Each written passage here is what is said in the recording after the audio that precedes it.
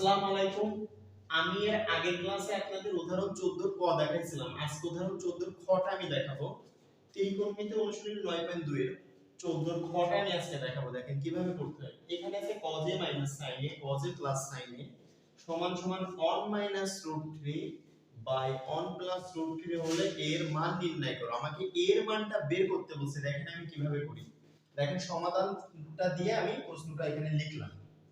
এইবার আমি দেখেন আপনারা আমি কিভাবে করি cos a sin a দেখেন এই অঙ্কটা সহজে ইজিলি ভাবে করা যায়। এইটাকে আমি যোজনা আর বিয়োজন করব। যোজনা আর বিয়োজনের সিস্টেমটা কি?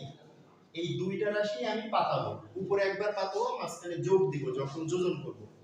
নিচে রাখবে এই দুইটা রাশি আমি আবার পাতাবো, মাঝখানে এদের মাঝে একবার বিয়োগ দিব। দেখেন উপরেরটা পাতাইলাম, মাঝখানে যোগ দিলাম, যে যোজনটা বলতেছি, আবার নিচেরটা আমি লিখব এখানে সেম ভাবে। এখানে উপরের রাশিটা আমি একবার নিচে লিখব।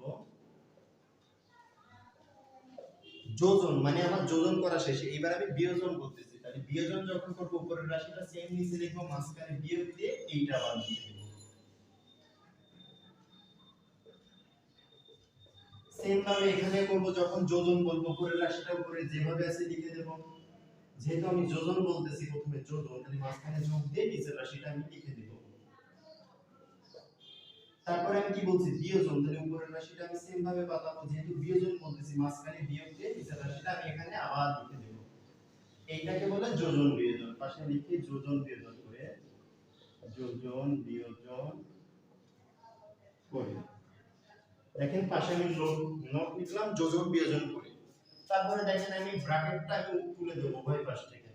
তাহলে এখানে cos a sin a ব্র্যাকেটটা উঠে যাচ্ছে। আমি ব্র্যাকেট দিছি আপনাদের অঙ্ক বোঝার সুবিধার্থে।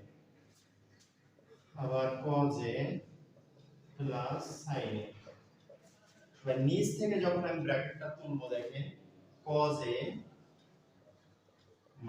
sin a, দেখেন এখানে মাইনাস আছে, এবার cos a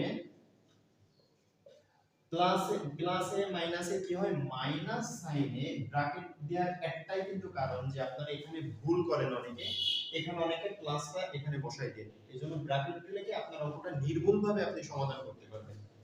আবার এখানেও সেম উপরে 1 √3 প্লাস আছে, প্লাস বসালাম 1 √3। এবার দেখেন নিচে একটু চেঞ্জ হবে, 1 √3 মাইনাস এই যে 1 বসালাম, এবার এই প্লাসে মাইনাস এখানে কি হচ্ছে √3। এবার দেখেন এখানে আমি কি করি, মাইনাস সাইনে আর প্লাস সাইনে উভয় পাশ থেকে কি করা যায় বাদ দেওয়া যায়। এই যে আমি কাটা দিয়ে দিলাম। আবার দেখেন এই সাইডে কিছু না, এখানে প্লাস আছে, তাহলে প্লাস cos আর মাইনাস cos কি চলে যায়। এখান থেকে হচ্ছে √3 প্লাস √3 চলে যায়। আপনারা কিন্তু এভাবে কাটা দিবেন না, আমি বোঝানোর সুবিধার্থে এভাবে কাটা দিচ্ছি। তাহলে উপরে cos আর cos দিলে কয়টা cos হয়? দুইটা cos। আর নিচে মাইনাস সাইন আর মাইনাস সাইন দিলে এখানে কয়টা মাইনাস সাইন আর মাইনাস সাইন, মানে দুইটা মাইনাস সাইন আছে, তাহলে -2 sin a। এই পাশে দেখেন কি লেখা যায় 1 আর 1 যোগ করলে কত হয় 2 হয়, 1 এর আগে প্লাস, এই 1 এর আগে প্লাস, মানে উপরে হবে 2। আর নিচে দেখেন এখানে প্লাস 1 কিছু নাই, মানে আর এখানে -1 বাদ চলে যায়। তাহলে -√3 আর -√3 কয়টা -√3 আছে? দুইটা। তাহলে 2 -√3 লেখা যায়, যেহেতু দুইটা আছে -√3 তাই লেখা যায় 2 -√3। এইবার একটা জিনিস দেখেন, আমি যদি উপর থেকে 2 আর 2 বাদ দিই, তাহলে এখানে শুধু cos বাই sin থাকতেছে, cos a by sin a, এখানে একটা মাইনাস থেকে যায়। এখান থেকে সেম, এখান থেকে যদি 2 বাদ দিই আর নিচ থেকে যদি 2 বাদ দিই, তাহলে উপরে কোনো কিছু থাকে না, মানে এক টাকায় নিচে -√3 থাকে এটা।